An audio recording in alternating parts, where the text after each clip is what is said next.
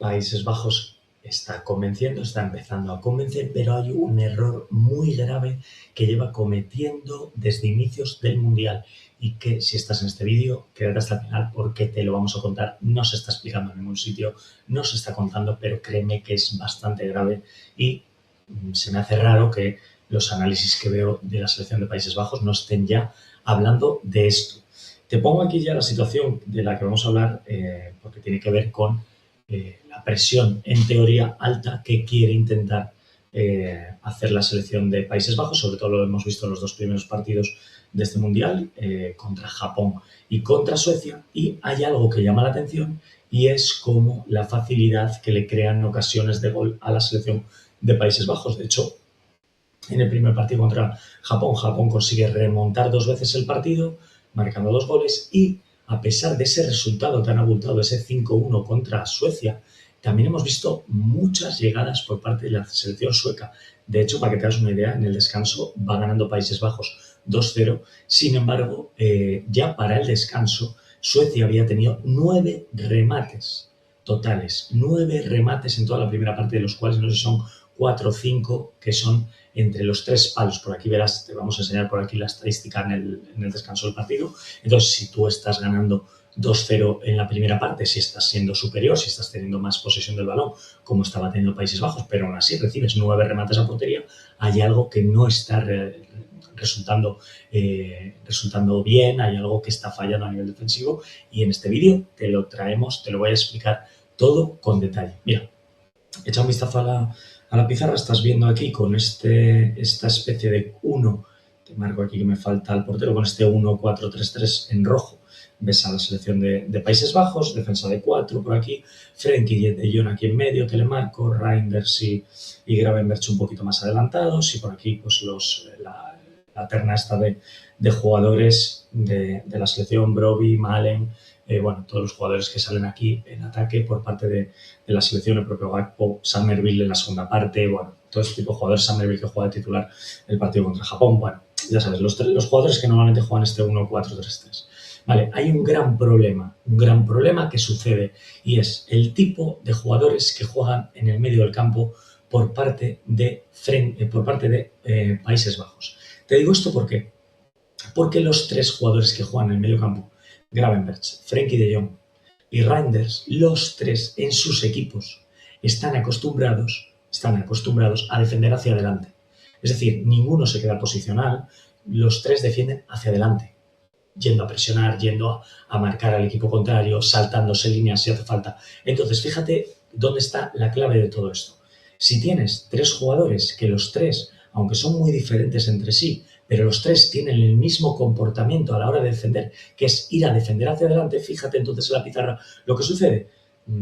Pues saca el portero de puerta, vamos a poner, por ejemplo, si os parece, yo creo que con un par de centrales que pongamos aquí a izquierda y derecha ya está suficiente para que se vea la idea, saca el portero para acá, vendrá el delantero centro a intentar que no haya retorno, el extremo aquí a tapar un poquito a un lateral, el otro extremo a cerrarse y la clave de estos 3 jugadores es que defienden hacia adelante, saltan línea, van hacia adelante tanto Gravenberch como Reinders y también Frenkie de Jong en una segunda instancia. Entonces, fijaros dónde está el espacio para explotar en esta selección de Países Bajos. Aquí os lo marco, dejadme que borre un poco todas las líneas. Aquí, a espaldas a Frenkie de Jong, es donde está un espacio enorme que los equipos, ya Japón lo ha hecho en el primer partido, lo hemos visto también en Suecia, y aquí surgen un montón de variantes. Pues fijaros, si el extremo por aquí, te pongo el extremo, en este caso Kubo, en Japón, salta de la zona aquí de extremo para meterse a jugar por medio, cuando le filtran el balón,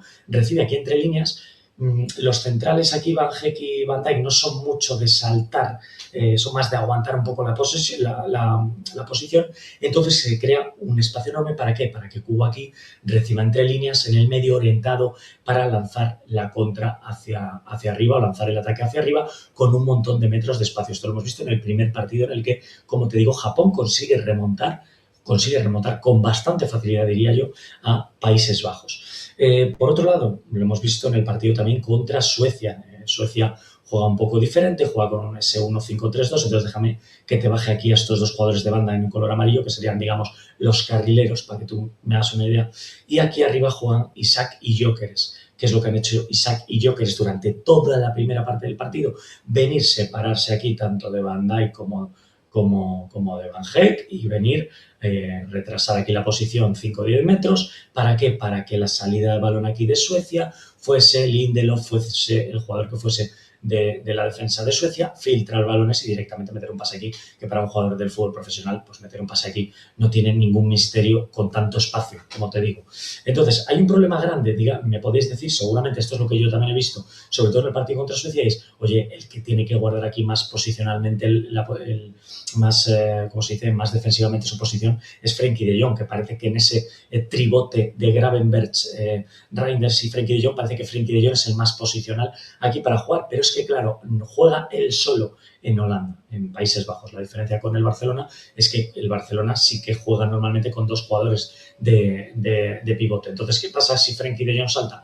Que aquí se puede quedar Pedri, o se puede quedar Eric García o Gavi, o el que esté jugando con él. ¿Vale? Se pueden alternar un poco esta función. Pero ¿qué pasa cuando juegas 4-3-3? Pues que en el 4-3-3 sí que el jugador que está aquí como de pivote en la base del centro del campo debería ser más posicional. Esto lo vemos con un montón de selecciones. Lo vemos con Rodri en España, lo vemos con Vitinha en Portugal, lo vemos con Casemiro en Brasil, lo vemos, bueno, con el Ainaoui o Boadi, que comparten mucho el centro del campo con Marruecos. También lo veíamos con Amrabat, cuando Amrabat jugaba más de titular. Es decir, todas las selecciones esto lo tienen súper milimétricamente hecho. En la selección francesa, pues lo ves también con Tchouaméni, con el propio Tchouaméni o Rabiot, que se van intercambiando a veces, ¿no? Entonces, sin embargo, el perfil que tienen los tres centrocampistas de Holanda, como te digo, de Países Bajos, es un perfil muy parecido en lo que es la fase defensiva, que es ir a defender hacia adelante, ir a pegarse aquí, a posicionarse con los centrocampistas del equipo contrario, ir a tratar de recuperar el balón, ir a intentar anticiparse si el equipo contrario intenta filtrar un balón por aquí por medio. Saltan demasiado para intentar anticipar esto y el espacio está aquí. Y por eso verás esta estadística tan loca que te digo que ha habido durante la primera parte del partido entre Países Bajos y Suecia. Países Bajos ganando 2-0 con una sensación muy de superioridad, 60% de posesión, un montón de pases, bueno, llegadas, todas estas cosas, pero 9 remates por parte de Suecia y muchos de ellos muy claros, como 4 o 5 de ellos solo en la primera parte entre los 3 palos. Entonces, ¿esto qué te da a entender? Pues que hay aquí hay una fuga, digamos, un momento de quiebre que no está sabiendo la selección de Koeman de momento atajar esto, y esto provoca que evidentemente los equipos contrarios te puedan hacer mucho peligro. Ayer tranquilamente el partido acaba 5-1, pero si el partido acaba 7-3,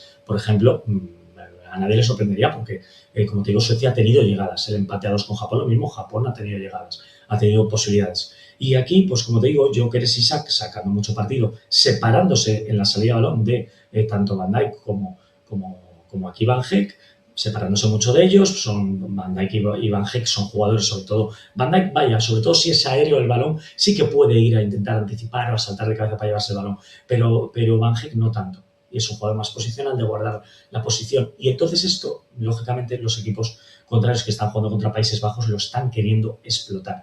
Vamos a ver si de cara a más adelante, vamos a ver cómo esto lo gestiona Koeman, si decide quizás dejar muy posicional ya aquí a Frenkie de Jong y no dejándole saltar a los mediocentros o al media punta del equipo contrario. Vamos a ver si cambia quizá el dibujo para jugar quizás, por ejemplo, Gravenberch y Frenkie de Jong más aquí en el doble pivote y arriba más de media punta Reinders, puede ser una opción, o si decide meter a un pivote más posicional aquí a jugar y sienta a alguno de estos 3 jugadores Ronald Koeman. Veremos a ver cómo lo gestiona esto, pero esta defensa a espaldas de los medios centros, créeme que es muy importante porque jugadores que tengan buen pie, buena salida de balón de algunas selecciones, va a ser muy fácil que puedan conectar aquí directamente con los delanteros, con los medias puntas o con algún extremo que venga aquí a meterse por dentro, y esto va a generar un peligro seguro porque hay mucha distancia entre la línea de defensas y la línea de mediocampistas. Veremos a ver